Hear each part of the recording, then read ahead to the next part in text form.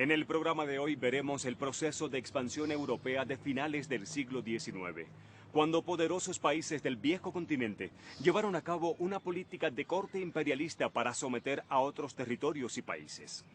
¿Cuáles eran los intereses de las grandes potencias imperiales? ¿Qué consecuencias trajo este reparto del mundo? ¿Qué pasó cuando no había más regiones que repartirse? Imperialismo y colonialismo remiten a la palabra imperio. Imperio significa autoridad, significa control. Es decir, cuando existe ya una rivalidad de carácter incluso militar entre varias potencias capitalistas por la búsqueda de mercados.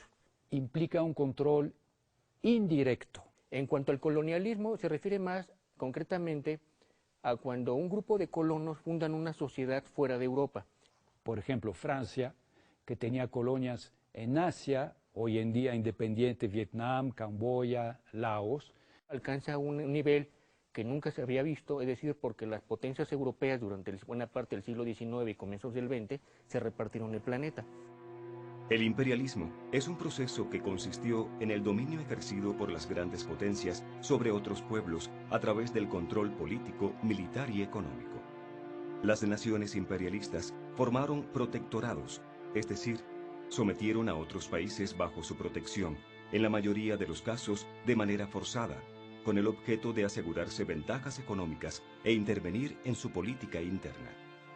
En otros casos crearon colonias, ocuparon efectivamente un territorio e impusieron un gobierno designado por la metrópoli. De esta manera lograron un control directo y efectivo sobre los países sometidos.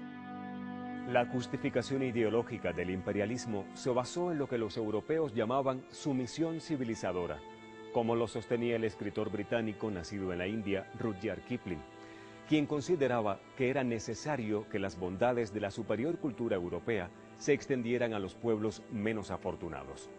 Las grandes potencias como Gran Bretaña deberían responder a este derecho y misión. Básicamente la expansión de estos imperios es por la búsqueda de mercados.